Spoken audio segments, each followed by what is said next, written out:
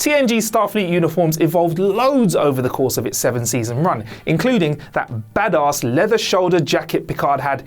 Get me one of those.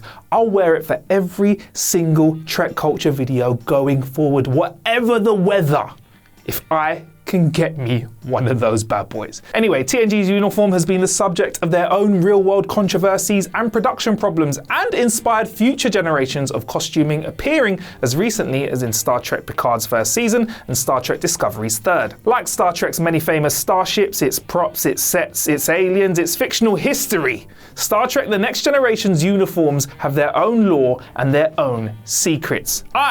I'm Marcus Bronzy. This is Trek Culture, and it's about time to unfold 10 secrets of Star Trek The Next Generation Starfleet uniforms.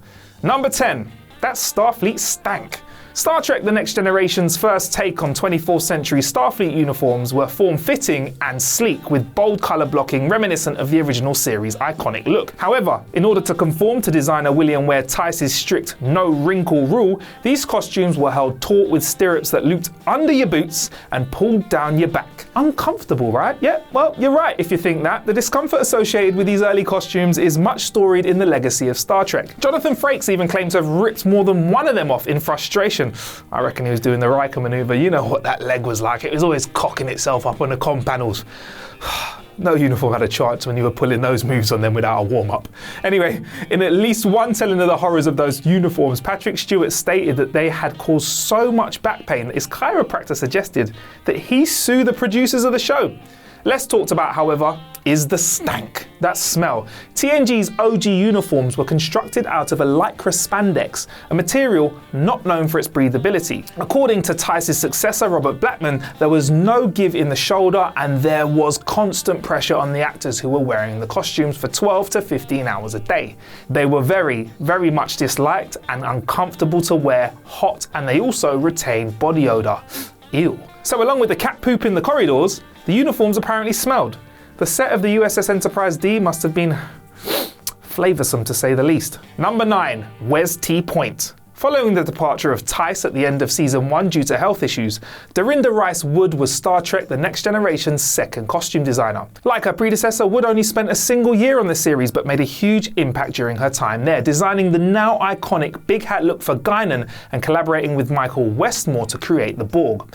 Wood was also responsible for getting Deanna Troi out of that denim jumpsuit into the lavender burgundy job until she transitioned to the standard duty uniform midway through Season 6. Wood also tackled Wesley Crusher's fashion, do we call them choices? Dispensing with the rotating series of very 1980s sweaters, which were, in fact, no, it was the 80s, so I'm not going to diss those. Wood created a standard acting ensign uniform, basing the costume on the uniforms worn at the United States Military Academy, aka West Point. According to Wood, if she had the opportunity, she would have given the entire TNG crew a similar makeover, but budgetary constraints meant that only Wesley received a new uniform. Ironically, 6 years after Wood departed the franchise, Robert Blackman and Deborah Everton's redesigned uniforms for Star Trek First Contact would harken back to Wesley's West Point uniform, featuring similar blue-grey quilted shoulders and a little bit of piping. Number 8. Evolution. Upon joining the show between TNG's second and third seasons, costume designer Robert Blackman was tasked by producer Rick Berman with redesigning the uncomfortable and stanky costumes. The costume change is immediately apparent in the third season premiere, Evolution, with the command crew of the Enterprise D now sporting two-piece uniforms with what Blackman considered more noble Mandarin collars. Less evident, however, is the fact that the uniforms were still a work in progress when cameras rolled on Season 3 and evolved over the first few episodes. Ultimately, Blackman settled on an Eisenhower jacket, and the iconic look of TNG was finally cemented for the rest of the series. Also got some nice appearances on Star Trek Generations and a few on Deep Space Nine. Number 7. The other Picard maneuver. Recently referenced in Star Trek Picard's first season finale and originating in TNG's The Battle, the Picard maneuver is a massively amazing tactical strategy using a warp drive, and How it works belongs in another video on this channel. Behind the scenes, however, the phrase Picard maneuver has an altogether different meaning.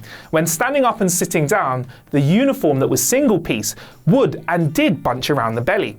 To accommodate for said bunching, Patrick Stewart began to pointedly tug at his costume on set, making the necessary costume adjustment part of Jean-Luc Picard's dramatic mannerisms. Even after the single-piece costumes were replaced with the jacket and trousers combo in Season 3, Stewart continued the habit, but for a different reason. Instead of straightening his costume as he did in Seasons 1 and 2, in Seasons 3 onwards, it was all about keeping that short tailored jacket from riding up and showing some unwanted abs. Number 6. The die is cast. Equality of the sexes in the 24th century should mean that the men and women serving aboard the USS Enterprise D were treated exactly the same. Surprise, surprise.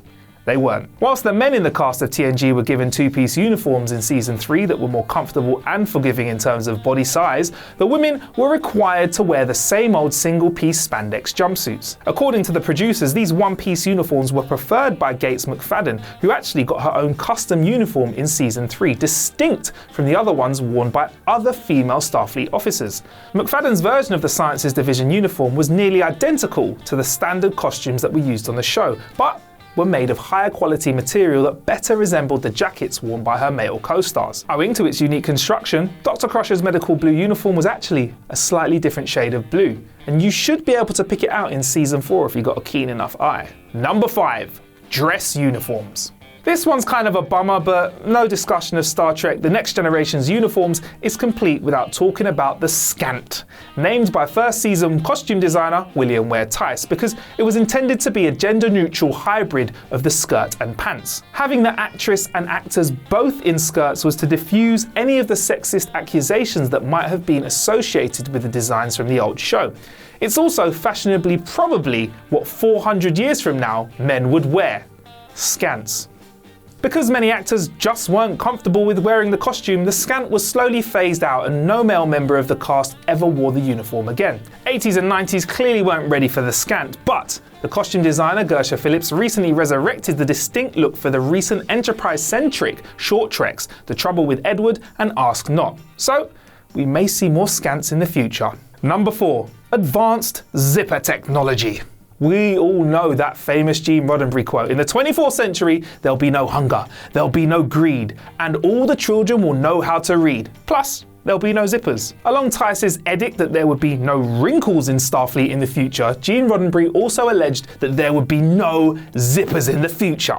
As such, every Starfleet uniform in the Roddenberry and Rick Berman eras of Star Trek were designed to hide those closures, to the point where Hollywood magic was used when the script called for an officer to remove her uniform jacket. As seen in Season 5's Ensign Ro, even the Starfleet uniform that appears to be single-piece jumpsuits are in fact made of two pieces with invisible breaks in the waist and an invisible closure running up the front. In real life, this was achieved simply by intercutting footage of Michelle Forbes in her regular jumpsuit with footage of her removing a specifically designed jacket.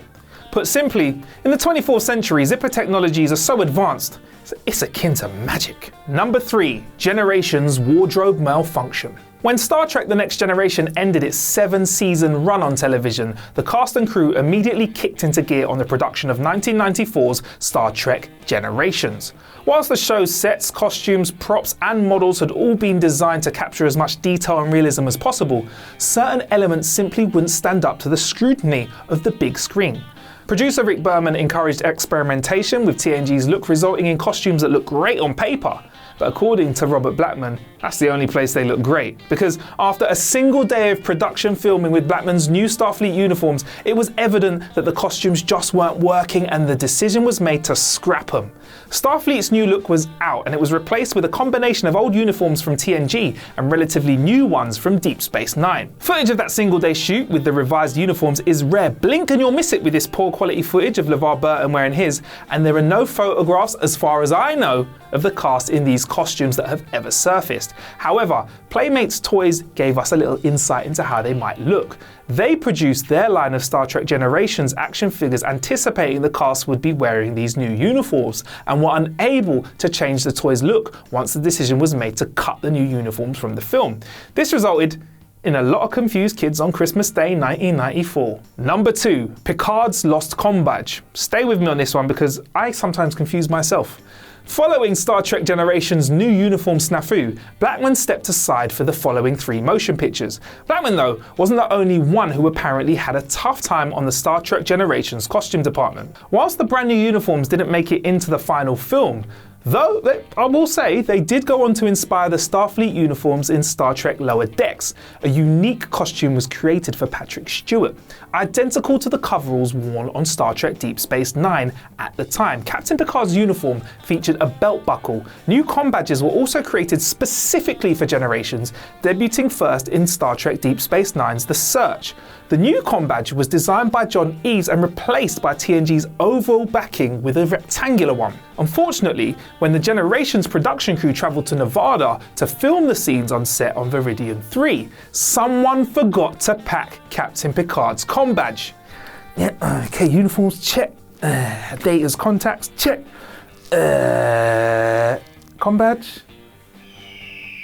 I thought you was going to bring the comm badge. In the finished film, Picard beams from the Enterprise down to the planet, and his comm badge somehow doesn't make the trip with him. Many simply assumed, including me, that the Dura sisters had removed it, but the real-world explanation is that the production couldn't afford the time and or money it would take to retrieve or make a new comm badge. So they thought, whatever, we'll just film.